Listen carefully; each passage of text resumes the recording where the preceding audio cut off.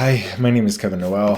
This will be the insulin video, the drawing up the insulin video that we are going to do here.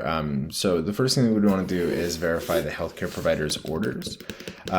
Make sure that we have the right orders here, and the orders here are going to be 4 units of regular insulin subcutaneous and 8 units of NPH insulin subcutaneous AM before breakfast is what it has in here.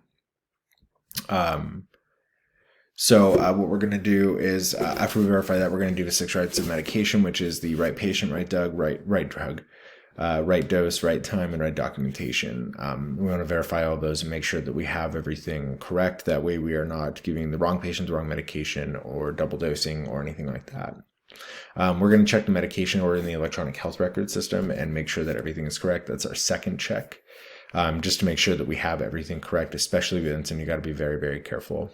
Insulin is a high-risk medication, so you'd also need another nurse to verify that you have the right amount once it's drawn up. After we do this, I would go ahead and introduce myself to the patient. So, hi, my name is Kevin. I'm going to be your nurse today. We would make sure that there's patient privacy, so we go ahead and close the curtain, and then I would identify the patient. So make sure that we check their wristband, and that way we can see patient's name, date of birth, and we can verify all that information. Or barcode if we needed to. So check with the patient, make sure they don't have any allergies, seasonal allergies, food, medication, and I think that's it, or anything else that they might have. We're going to inform the patient for a visit, so we're going to be administering insulin. Insulin medication is given to diabetics. It's usually type 1 or type 2, diabetes. The reason that it's given is usually because your body is either not producing insulin or it might be insulin resistant. So we need to provide insulin into the body to make sure that everything is okay. Some possible side effects are going to be sweating, dizziness, shakiness, fast heart rate, hunger, could have trouble concentrating, blurred vision, things like that. So if there was anything going on that was like that, we would want to make sure that the patient knew about those. They might let the patient know they might feel a slight burning or stinging sensation when the medication is being administered. We want to, any of those adverse reactions that I just listed, we want to make sure the patient knows about them and tell them that they need to let me know if they experience any of those as well. Let the patient ask any questions if they have any, and go from there. So, if they don't, then what we're going to do next is we're going to verify the patient's blood glucose level, and we're going to verify when their next meal is. That way we can administer the insulin at the correct time.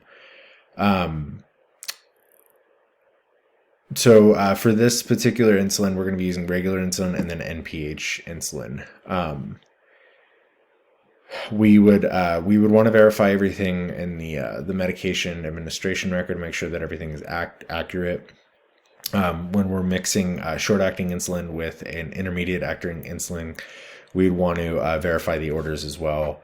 And there's a certain way that you would draw those up as well. So basically, we're going to calculate the total volume of insulin that we're going to need. In this case, it was 4 units of the regular insulin and 8 units of the NPH insulin. That's going to be 12 units. So we do have our needle that we're going to be using is in increments of units, so we'll be able to draw from there, and I will be showing that in a second. But again, once we calculate those, we do want another nurse to double check that, and we always want to do that with insulin. It's very important. So the first thing we want to do is we want to take the insulin vials and we want to roll them in between our hands. The reason we're going to do this is if there's any cloudiness, it helps clear up any cloudiness. You never want to shake insulin. So rolling them in between your hands helps break everything up and helps it become injectable. So after we're done rolling these in our hands, what we're going to do is we're going to go ahead and take the seal off, and then we are going to wipe them off with an alcohol swab. Wiping them off with the alcohol swab, what that does is it clears off the top of them and prevents the needle from touching anything that would be a problem. I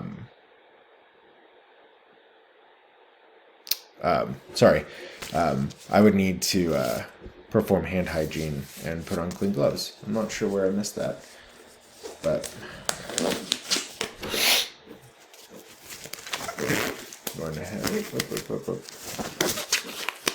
All right, and then with my alcohol swab here, going to go ahead and wipe out the top of my vial, make sure that it's all clean, so when the needle touches it, there's nothing there.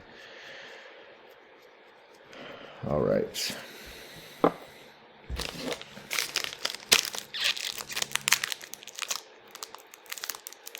And 1 second, I just got to open up my needle here.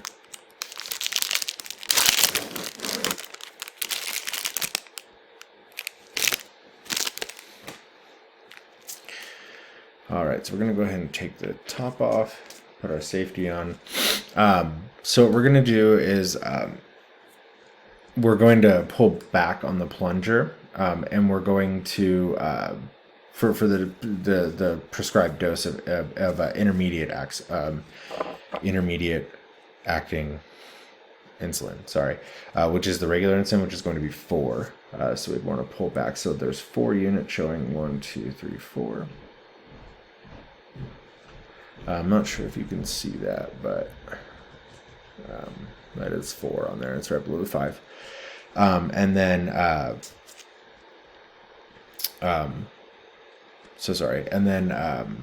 we'll be inserting the needle into the vial of the intermediate acting insulin.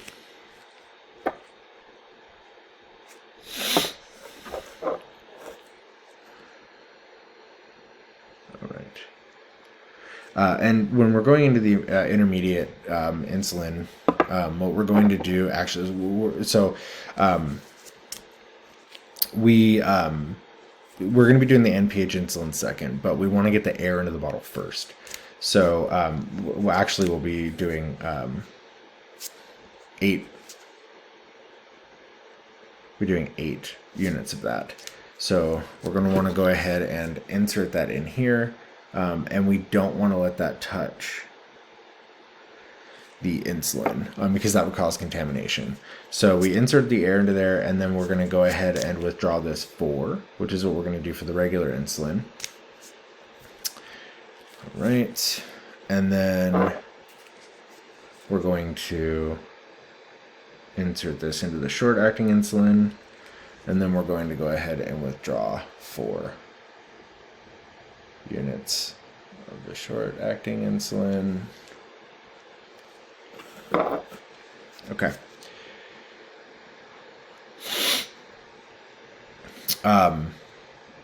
So we've got the correct amount of the short-acting insulin here. We're going to tap the syringe to move any air bottles up at the top. And then we're going to go ahead and just kind of bump the plunger there a little bit, and that will get all the air bubbles out. So that is confirmed. We're going to go ahead and confirm the medication again before we go ahead and administer. So we're going to confirm the short-acting insulin. Then we're going to determine the point on the syringe that the combined units of insulin should reach by adding the number of insulins together, essentially. So again, we have 4 drawn up, and then we need to add 8. That's going to be 12.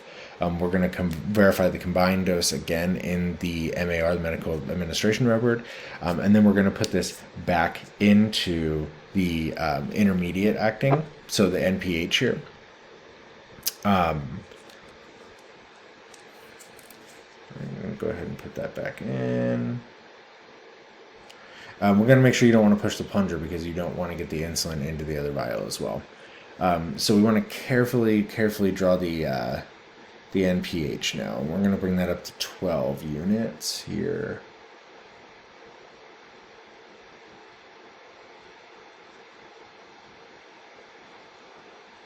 Okay.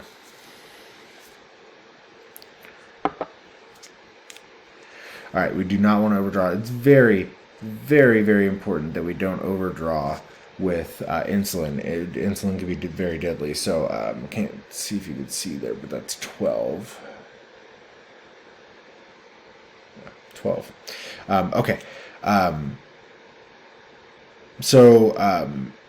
We would want to go, basically that was drawing up multiple insulins. That's how it works.